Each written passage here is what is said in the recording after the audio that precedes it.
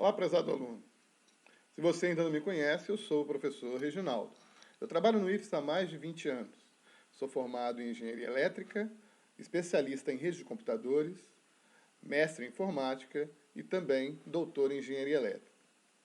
Nós vamos trabalhar juntos na disciplina Teoria das Comunicações 2, que trata especificamente das comunicações digitais. Nessa aula vamos apresentar o plano de curso e fazer uma breve introdução a este conteúdo. Vamos lá? Essa unidade curricular, Teoria das Comunicações 2, é basicamente para quem já está no final do curso, oitavo período em diante, né? Carga horária de 60 horas e seu objetivo principal é aplicar, né, a teoria das comunicações para a resolução de problemas de comunicações na engenharia, né? Bom, primeiro, teríamos que caracterizar o que é comunicação digital, descrever as principais técnicas de modulação digital e analisar os sistemas de transmissão digitais. A ementa do curso segue com transmissão de pulso em banda base. Vamos ver o que é banda base, o que é banda passante, diferenciar isso aí, né? Transmissão de pulso em banda passante, modulação digital propriamente dita, multiplexação e acesso múltiplo. Esse conteúdo está dividido na carga horária e vocês podem acessar esse arquivo no Moodle, na plataforma de aprendizagem, né? Plataforma virtual de aprendizagem. Qual a estratégia que vamos usar? Normalmente vai ser essa aula expositiva em vídeo apresentada. Teremos também aulas para tirar dúvidas durante a semana, né? Vocês farão trabalhos individuais ou em grupos, alguns exercícios também, né?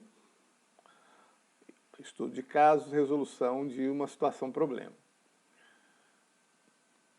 Bom, se voltarmos à aula presencial, trabalharemos então com multimídia, ou então livro-texto, quadro branco, pincel, né? O computador, se você estiver em casa, vai ser ótimo. Nesse caso, vocês vão precisar ter esses softwares instalados, né? Uma suite Office, né? Aí pode ser BR Office, ou similar. E MATLAB ou Python. MATLAB tem outros softwares semelhantes, como o Octave e o Scilab, que vocês poderão usar também, né? Ou então, trabalhar só com Python, que é uma linguagem aberta aí para vocês, né? Pessoas. Vamos ver o que eu priorizarei na produção discente. Está lá, ó, capacidade de análise, iniciativa, assiduidade, pontualidade.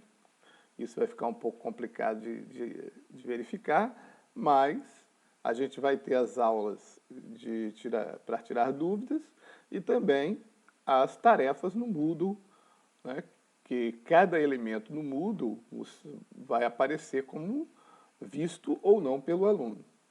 Aí quando o aluno viu cada coisa daquela, cada elemento do Moodle. A integração de trabalhos, né, se for possível fazer trabalho em equipe, vocês se reunião via WhatsApp ou qualquer outro ambiente de reunião virtual para poder realizar aí. E também, né, a forma de apresentar, né, expressar tanto escrito quanto oralmente, no caso de apresentação de trabalhos. Como vai ser a avaliação?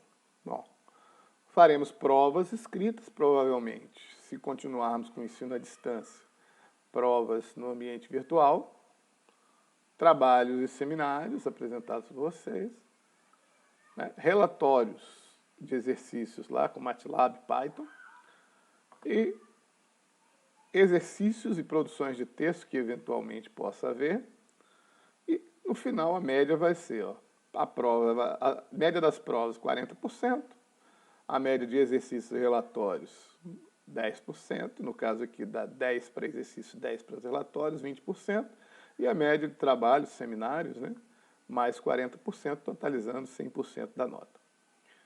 Estas são as referências, né, temos como referência básica o Electroax Manolac, o Rapaport e o Reich, né? Reich e o Latifi. E algumas outras referências complementares. Bem, então vamos a uma introdução sobre teorias de comunicação. Vocês viram, né, em teorias 1, bom, pelo menos quem viu em teorias 1, se já fez teorias 1, viu a parte de comunicações analógicas, né? Aqui vamos trabalhar com comunicações digitais. Mas o que é comunicação digital? Comunicação digital? Bom, primeiro, vamos ver e verificar o seguinte. Os sistemas de comunicações modernos, eles começaram a empregar técnicas de comunicação digital devido ao avanço, né, na tecnologia de integração de circuitos eletrônicos. Aí podemos avançar com a parte de processamento digital de sinais, né, trabalhando com números, e a partir daí ou foi possível a utilização de códigos e modelos discretos para representar as grandezas analógicas através de dígitos. Bom, a comunicação digital, então, pressupõe a transformação dos sinais analógicos em sinais digitais. Então, a gente vai ter que fazer essa transformação. E, a partir daí, usar as técnicas de codificação de sinais em símbolos para facilitar o tratamento e a recuperação dos efeitos de distorções impostos pelos canais de comunicação. Vocês, como já estudaram boa parte da eletricidade e eletromagnetismo, observaram que existem efeitos, né, capacitivos e indutivos nas linhas de comunicações via cabo. Esses efeitos, eles são ainda mais rigorosos quando utilizamos ondas eletromagnéticas através do ar, né? Estão mais sujeitos a problemas de interferência. Um meio que diminui as interferências é o meio via fibra ótica, né? Também muito utilizado ultimamente. Bem, enfim, para evitar ou recuperar esses efeitos causados por essas distorções, nós utilizamos essas técnicas de codificação digital que vamos aprender nessa disciplina. Agora, por que utilizar comunicação digital e não continuar com a analógica? Bom, algumas das vantagens da comunicação digital é porque ela, atualmente, devido aos avanços tecnológicos, é muito mais econômica que a analógica. Tem maior imunidade a ruído, vamos ver por quê. Robustez a alguns problemas causados pelos canais de comunicação. É mais fácil fazer a multiplexação de várias modalidades de informação dentro de um único canal, quando a gente usa a comunicação digital. Também eu posso usar a criptografia e aí aumentar a segurança na comunicação digital, a partir de codificação, né, de códigos e criptografia. É possível fazer um controle melhor de erro de transmissão, também a partir de códigos de correção ou mesmo de identificação de erro, né? Correção ou identificação de erro. O que não pode ser feito na transmissão analógica. Podemos utilizar o processamento de sinais, a partir de codificação de fonte, compressão, para reduzir o número de dados a ser transmitido no canal, né? Criptografia e equalização, como já havíamos dito. E ainda podemos implementar, né, moduladores e demoduladores através de softwares, né? Através de softwares. Não precisamos, a partir de um hardware básico, utilizamos software para implementar moduladores e demoduladores com mais facilidade. Bem, é claro que em todo existem seus desafios. Alguns componentes analógicos e de radiofrequência sempre vão ser necessários, não vai ter jeito. Porque quando a gente vai transmitir no canal propriamente dito, canal real, né, a informação que vai ser transmitida ali é uma informação digital, porém, a grandeza física acaba sendo uma grandeza física analógica que vai transmitir.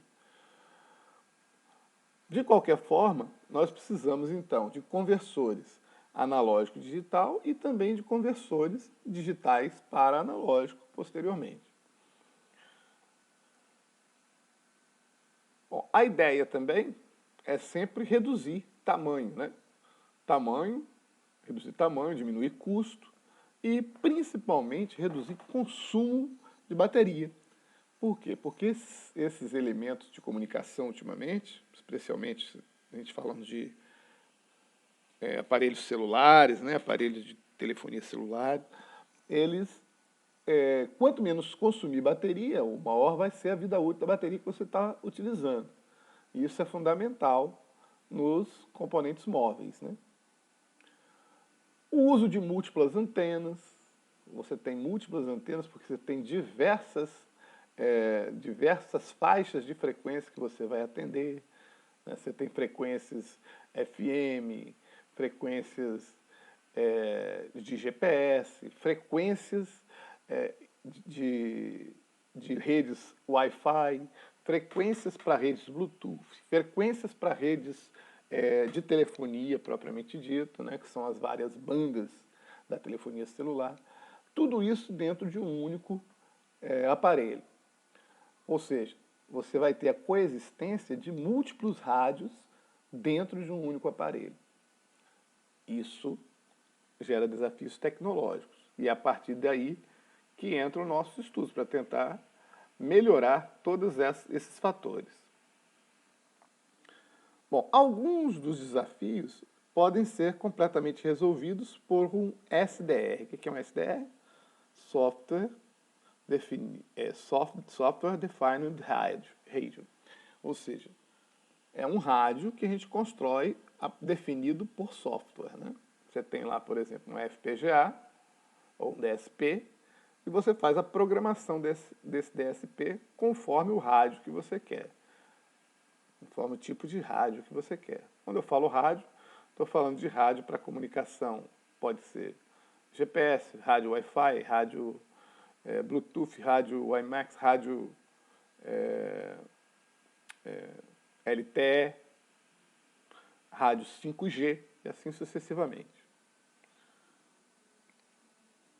E aí a gente tem desafios de projetos, desafios do projeto do hardware, projeto de sistemas e também projeto da rede de comunicação. São esses pontos aí que os pesquisadores atuais trabalham, né, no que diz respeito à teoria das comunicações. Projeto de hardware consiste em construir componentes cada vez mais precisos, menores, baratos, com baixo consumo de bateria. E também operando em cada vez mais alta frequência, né, com qualidade. Projeto de sistema. Aí trabalhamos na conversão, na transferência da informação, buscando cada vez mais altas taxas de dados, robustez a ruído e interferência, e também suporte a muitos usuários simultaneamente, atender o máximo de usuários possíveis, né, no nosso sistema. E, por fim, o projeto de rede, que foca na conectividade e alta velocidade, e também algumas restrições no que diz respeito à energia e a atraso na comunicação.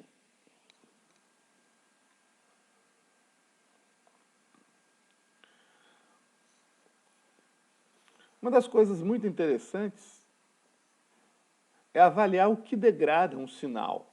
Um sinal digital, ele pode ser representado por uma sequência de pulsos, né? Pulsos quadrados como esse do ponto 1 no nosso diagrama.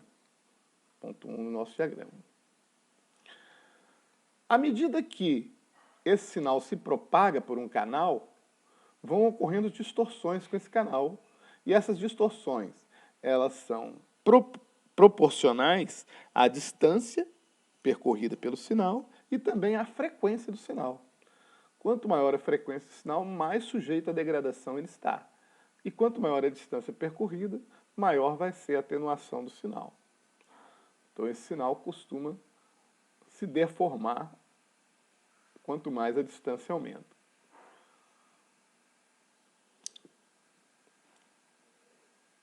Quais as desvantagens da comunicação digital? Bom, nós tiramos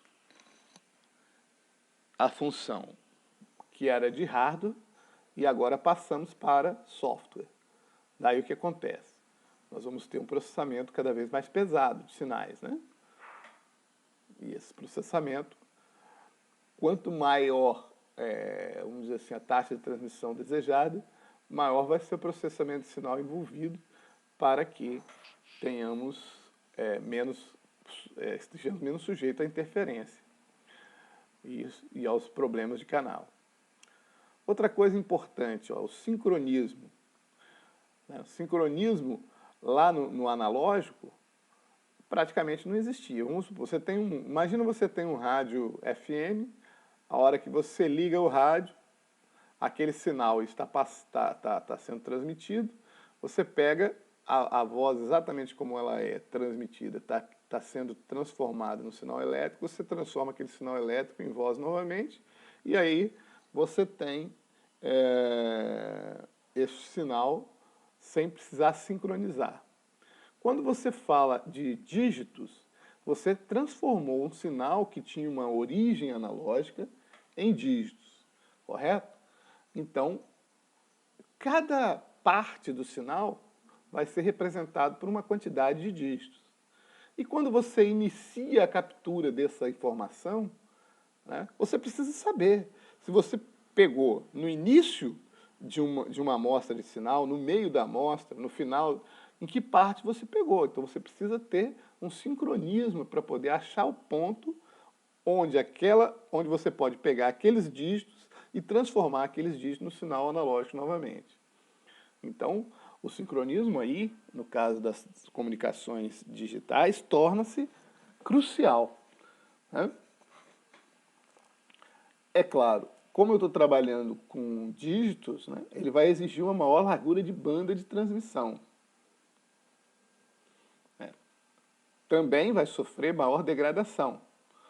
Porém, apesar de sofrer maior degradação do que um sinal analógico, um sinal digital ele é mais fácil de ser recuperado do que um sinal analógico.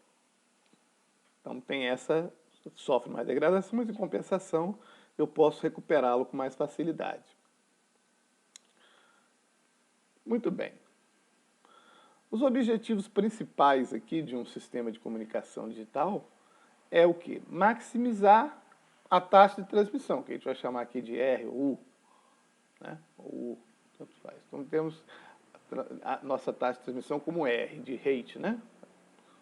Transmission rate. E também a utilização do sistema, que é o U.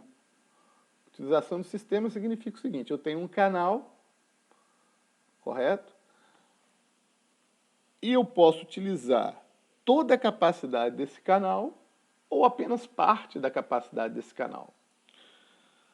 Temos, por exemplo, no caso de um cabo, você tem uma restrição, ele consegue atingir até uma certa frequência, né? Até uma largura de banda de frequência. Se a gente trabalha com fibra ótica, por exemplo, a fibra ótica ela tem uma largura de banda disponível para trabalhar muito maior do que um cabo de metal, cabo de cobre. Porém, a ideia então é como utilizar toda essa capacidade da fibra ótica. Então aí é maximizar a utilização do sistema. Além disso, minimizar, né, a taxa de erro de dígitos, de bits. Porque nós trabalhamos aí então agora com dígitos e dígitos binários. Então, a ideia é minimizar a taxa de erro de bits. Então, taxa de erro de bits, minimizar. Também, para uma determinada taxa de transmissão, a ideia é utilizar cada vez menos largura de banda, né, para transmitir uma taxa específica de transmissão. Então, vamos construir modelos de sistemas de comunicação digital tendendo a minimizar também a largura de banda requerida para uma dada taxa de transmissão. Também minimizar a complexidade do sistema. Tornar o sistema simples, cada vez mais simples. Quanto mais simples o sistema, mais fácil ele ser utilizado. Minimizar a potência requerida. Lembre, quanto menos potência eu preciso, mais duração vai ter a bateria do meu celular, por exemplo. E aí é que entra o que a gente chama de SNR, ou relação sinal-ruído, que ela é definida pela energia de bit, de um bit, dividido pela densidade espectral do ruído do canal. Certo? Então é B por N0. Ou seja, se eu tenho muito ruído no canal, eu vou ter que ter uma energia de bit grande. Consequentemente, eu vou acontecer o quê? Eu vou aumentar a potência gasta pelo meu sinal, com energia de bit grande. A ideia, então, é determinar esquemas de transmissão digital em que eu possa utilizar uma energia de bit cada vez menor, né, uma energia de bit cada vez menor, para uma determinada densidade de ruído. Então, esses esquemas é que são estudados e são linhas de pesquisas nas diversas universidades, né? Inclusive, eu trabalho com esse tipo de linha de pesquisa. Onde a comunicação digital está encapsulada em um sistema digital? Muito bem. Bom, o encapsulamento, ou seja, o modelo, sistemas digitais, eles são padronizados a partir de modelos. Existe um modelo básico, um modelo padrão, chamado modelo OSI. Assim como existem outros modelos, outras arquiteturas, né? Por exemplo, a arquitetura TCP/IP, que é mais comum, a maioria utiliza essa arquitetura TCP/IP. Mas vamos definir aqui principalmente a questão do modelo padrão, que é o modelo OSI. A gente pode avaliar esse modelo no sentido up-down ou no sentido down-up, né? Vamos partir a partir do usuário. O usuário, normalmente, ele faz o quê? Ele utiliza um computador, tem lá as suas aplicações. As aplicações, elas estão aqui, ó, nesse nível, né? Porque o modelo passa a ser dividido em níveis. Então, ela está nesse nível, chama nível de aplicação. Aqui funciona lá a sua aplicação HTTP, sua aplicação de e-mail, né? De terminal remoto, uma série de aplicações. Depois nós temos uma camada chamada camada de apresentação. Essa camada de apresentação ela é responsável por transformar para cada sistema diferente, né, ajustar, fazer a adaptação para cada sistema diferente. Por exemplo, nós temos um sistema Mac, você tem um sistema Linux, você tem um sistema Windows, né? Cada um tem uma forma de apresentar os dados, uma forma diferente de apresentar os dados. Então, essa camada de apresentação é justamente para ajustar isso de maneira que um sistema Linux consiga conversar com o sistema Mac e assim sucessivamente. Aí vem uma outra camada. O que acontece aqui? Ó? Essa aplicação, então, ela é encapsulada dentro da camada de apresentação. E assim vai descendo. Depois encapsulamos dentro da camada de sessão. O que é uma sessão? Ora, aí é que se estabelece a sessão de comunicação. Uma sessão de comunicação, ela pode ser interrompida, correto? Vamos supor que caia a sua internet no momento que você está fazendo um download. Se o seu sistema tiver esta camada de sessão, o que vai acontecer é que quando você restaurar a internet, o seu download vai continuar exatamente de onde parou, porque essa camada de sessão, ela vai fazer tudo o que é necessário para restaurar uma comunicação de sessão perdida. Tá certo? Então você vai recuperar o seu download e continuar a partir de onde você tinha terminado. Se o seu sistema não tem a camada de apresentação, a camada de sessão, Então você vai ter que reiniciar o download novamente. A camada de transporte, ela tem outra finalidade. Então, o que está aqui gerado aqui na camada de seção é encapsulado para dentro da camada de transporte. E na camada de transporte, o que ela é responsável? Ela é responsável para fazer a conexão entre os aplicativos. Você tem, por exemplo, imagine que você tem na sua máquina, você abriu várias janelas do browser. Você abriu um browser lá no Chrome, abriu outro no Edge e assim sucessivamente. Então, quando você está se comunicando, é preciso que você tenha a informação de qual aplicação está conversando com qual aplicação em outra máquina. Quando chega a informação na minha máquina, o meu sistema ele tem que saber para qual aplicação eu devo mandar aquela informação. Então é aqui na camada de transporte que isso é tratado. O que é feito na camada de transporte é então colocado para dentro da camada de rede. A camada de rede ela é responsável por fazer o tráfego, é responsável pelo tráfego na internet, tentar descobrir qual a partir de um endereço, tentar fazer os dados chegarem na máquina correta. Então, aqui, transporte. Uma vez que chegou na máquina, ele vai fazer com que chegue na aplicação correta, ou seja, no programa correto.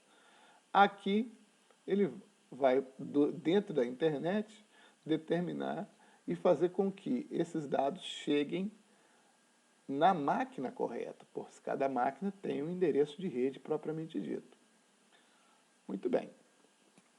Só que para descobrir o endereço de rede é preciso você ter uma comunicação de mais baixo nível. Aí é que vem a parte de link layer.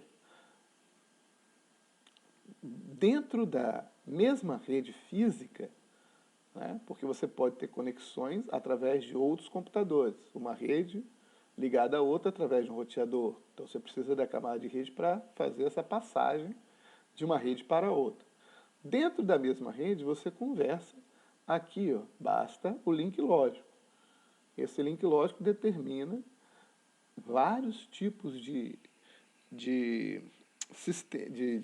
processos de comunicação para você transferir informação de uma máquina para outra. Como, por exemplo, você tem que controlar o fluxo da informação. Você não pode mandar para a rede mais do que a outra máquina que está recebendo consegue guardar ou consegue processar. Então, as máquinas têm capacidades diferentes dentro de uma mesma rede. Então, se você manda mais dados do que a outra consegue capturar, você vai perder dados. Outra coisa é que numa rede pode ter mais de uma máquina.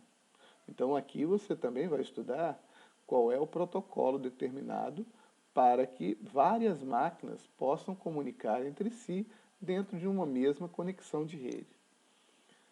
Bom, uma vez feito isso, aí tem a parte de nível físico, que é o quê? Aqui nesse nível é definido quais são as conexões. Você tem lá uma conexão daquele fio azul, né, que é o RJ45, utilizado como conector, aquela parte de rede Ethernet. Você tem, por exemplo, uma comunicação via USB, você pode ter uma comunicação a dois fios, né, USB, você pode ter uma comunicação serial. Então aqui você define qual é a característica do conector, quantos pinos tem, para que serve cada pino e qual o nível de tensão utilizado em cada pino daquele e assim sucessivamente. O que é pino de dados, o que é pino de controle. Então tudo isso é definido aqui na camada física. Bom, o que nós vamos estudar é como os dados nós vamos estudar nessa disciplina essas duas camadas apenas, parte dessas camadas, parte da camada física e parte da camada de enlace. Daqui para cima, você vai estudar em outras disciplinas do curso, como por exemplo o curso, a parte de comunicação de dados, né? Disciplina de comunicação de dados. Vamos a alguns exemplos de sistemas digitais. Bom, a troca eletrônica de dados, multimídia, voz, dados, vídeo, né? Música, e-mail, webpage, etc. Né? Tudo isso é via sistema de comunicação digital. Os sistemas de comunicação hoje, a gente pode ter, por exemplo, rádio e TV de broadcasting. Broadcast significa o quê? Você tem uma fonte transmissora e essa fonte transmissora ela emite para vários receptores simultaneamente. Isso que a gente chama broadcast, ou seja, quem quiser pegar os dados pode capturar aqueles dados. Rede telefônica comutada pública, que é a nossa rede telefônica física, né, de cabos físicos. Hoje já está quase em desuso esse tipo de rede. Né? A rede mais utilizada para telefonia é a rede de telefones celulares. As redes de computadores também são sistemas de comunicação utilizados hoje. E aí você tem aquelas de redes locais, que é a rede dentro do seu sistema local, a rede que interliga cidades ou interliga dentro da cidade alguns municípios, e a internet globalizada, né? São redes de computadores. Sistemas, e utilizam também nossos sistemas de comunicação digital. Sistemas via satélite, né? Com pagers, voice data, move broadcast, ou seja, vídeos de broadcast. E as redes também de curto alcance, como Bluetooth, Zigbee, que são redes também utilizadas para redes de sensores. Alguns conceitos importantes que a gente vai aprender. Né? Primeiro, definir o que é eficiência espectral. O que é eficiência espectral? Bom, a gente falou que quer aumentar a taxa de bits, mas apesar de querer aumentar a taxa de bits, a gente vai ter que ocupar o menor banda possível. Então, você traduz taxa de bits como bits por segundo e largura de banda como hertz. Então, eficiência espectral é exatamente bits por segundo por hertz. Ok? Bom, aqui nós apresentamos alguns protocolos, né, e classificamos a eficiência espectral de cada um deles. Ó. Veja, por exemplo, que a gente tem desde o MTS, que foi um dos primeiros protocolos de comunicação de telefonia celular, até o LTE, que é o 4G. Depois chegamos agora ao 5G, que está aumentando a eficiência espectral. Aqui outros sistemas de comunicação. Esse aqui a gente usou também, o CDMA. Né? As redes I3E, que aí vem desde a rede de Ethernet até as redes sem fio, que vai até o futuro IMAX, e assim sucessivamente. Então, cada vez vai aumentando a eficiência espectral. Ou seja, veja essa aqui, ó, a taxa, ó, 1 bit por segundo por hertz. Essa é a eficiência espectral. Então, em LTE, por exemplo, a gente tem quase 2 bits por segundo por hertz. Em 4G, em 5G, a gente vai ter muito mais do que isso. Está tendo muito mais do que isso agora, com as novas tecnologias. Bom, outro conceito importante é o de SNR, né? A SNR, ela está muito ligada ao tipo de modulação utilizado e ao tipo de taxa de bits. É uma relação aí que existe entre esses três elementos. Muito bem. Normalmente você tem uma modulação transmitindo menos bits, ela vai exigir uma menor relação sinal-ruído para transmitir. Em compensação, a taxa de bits é menor. Por exemplo, aqui a gente tem alguns tipos de modulação. Muitos desses aqui a gente vai estudar. Por exemplo, o BPSK, QPSK, 16QAM, 64QAM e assim sucessivamente. A gente vai ver que quanto o maior o esquema de modulação, ou seja, mais próximos são os pontos que diferenciam um símbolo do outro. E aí, qualquer ruído pode interferir. Logo, eu preciso de uma maior relação sinal-ruído, maior energia de bit, né, para poder mandar esquemas mais sofisticados de modulação. A SNR também, ela aumenta à medida que eu preciso alcançar distâncias maiores, né? Então, por exemplo, se eu tenho uma taxa de modulação alta, eu só consigo atingir com a mesma SNR, uma relação sinal-ruído, eu preciso de uma relação sinal-ruído alta. Logo, eu consigo atingir distâncias curtas com essa modulação, com essa taxa de sinal-ruído. À medida que o esquema de modulação diminui, ou seja, o número de bits de transmissão por segundo vai diminuindo, eu consigo uma relação sinal-ruído menor para o esquema de modulação, então eu posso aumentá-lo para poder atingir distâncias maiores.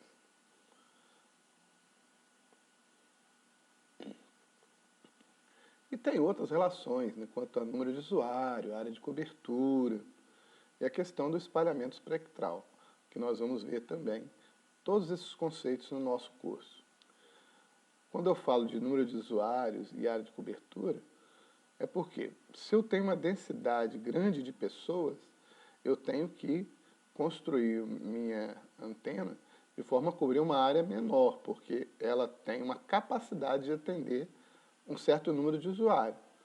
Se eu aumento a distância da célula para atingir, o que acontece? Eu vou ter uma densidade de usuários muito grande que não vai ser possível cobrir com aquela célula especificamente.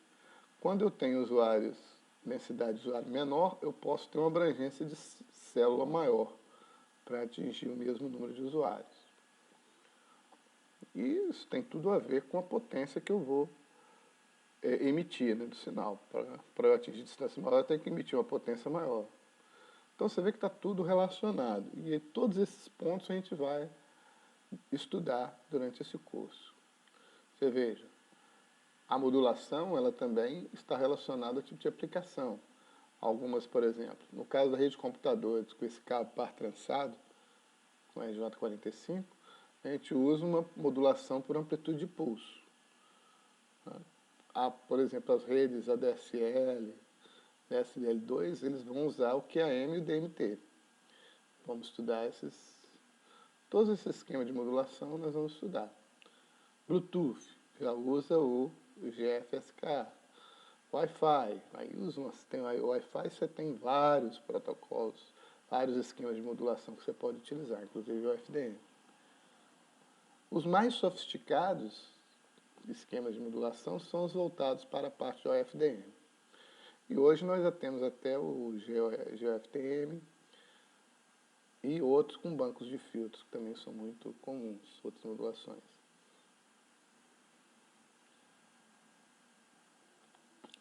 Você vê que as gerações de telefonia celular, elas vêm adotando esquemas cada vez mais sofisticados de modulação para poder atingir taxas de bits maiores, né, com redução da potência, redução da relação sinal-ruído. Então, tem uma LTE e agora 5G. LTE também usa o FDM e o 5G.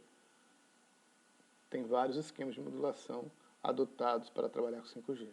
Por hoje é só. Espero encontrá-lo na próxima aula. Até lá.